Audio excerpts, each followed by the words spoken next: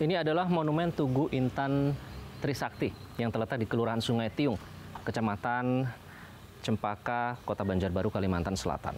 Nah, tugu ini bisa dibilang menyimbolkan masa kejayaan produksi intan di wilayah ini. Saya bacakan ini sekilas. Di sini ada keterangan. Di sini pernah ditemukan intan Trisakti seberat 166,75 karat pada hari Kamis tanggal 20 Agustus 1965 seberat 166,75 karat. Bisa dibayangkan kalau dari hasil riset saya sih itu senilai 10 triliun rupiah pada saat itu. Jadi kalau sekarang mungkin jauh lebih tinggi lagi nilainya.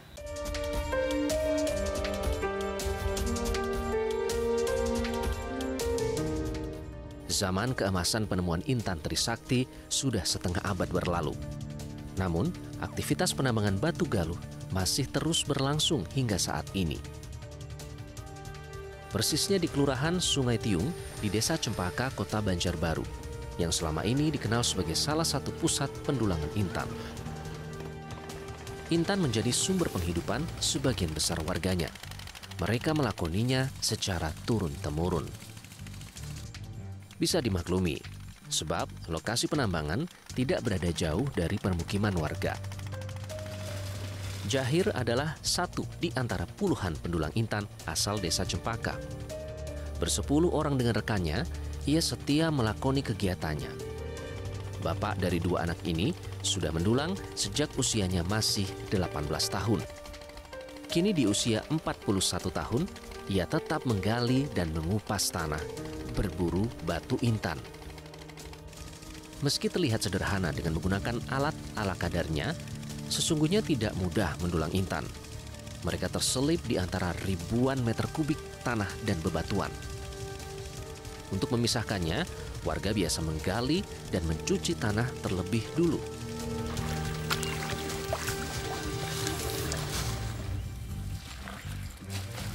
Tanah yang sudah dicuci, barulah kemudian didulang. Di sini dikenal dengan istilah melenggang, memisahkan butiran intan dari sisa tanah dan bebatuan. Ayak ya, ini ayak. Diayak terus ambil melenggang. Prosesnya seperti ini. Saat melenggang seperti ini, memerlukan konsentrasi penuh. Tidak cukup berbekal sabar, tapi juga jeli memilah setiap kilau.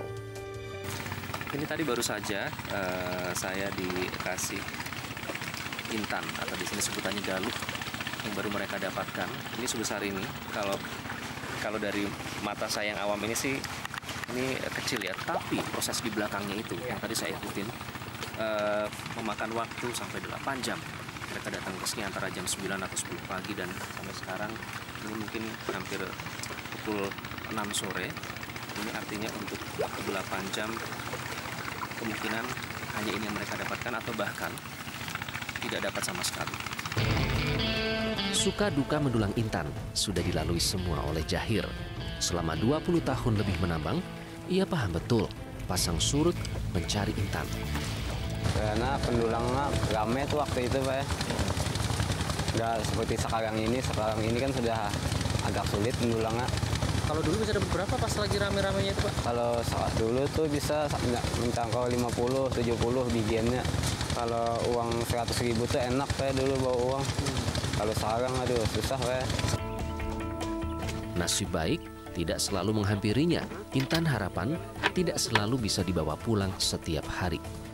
Namun, sebesar apapun intan didapat, hari itu juga mereka jual ke pemilik modal. Baru dapat mau dijual. Baru dapat 4 biji lah hari ini. Dan hari ini, hasil temuan hanya dihargai senilai Rp100.000. Hasil itu pun harus dibagi rata untuk 10 orang.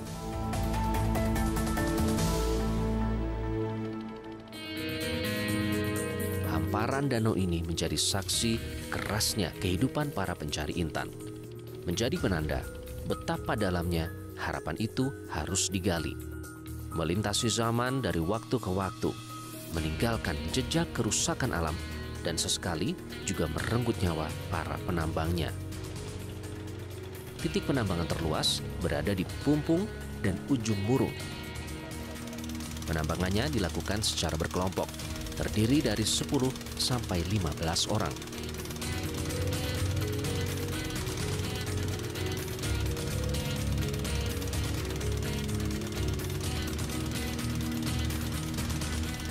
Meski tradisional, penambangan intan tetap menggunakan mesin.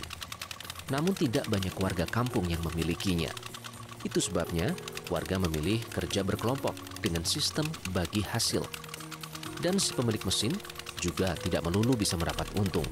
Seringkali harus siap buntung demi bisa menghidupi mesin. Anang misalnya, bahkan punya tanggungan utang hingga 15 juta rupiah.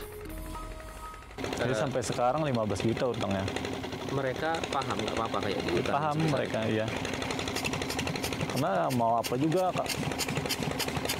Apa nggak dikasih utang. Punya dia tersendat juga. Ya dikasih utang kan siapa tahu dia besok dapat bisa bayar utang.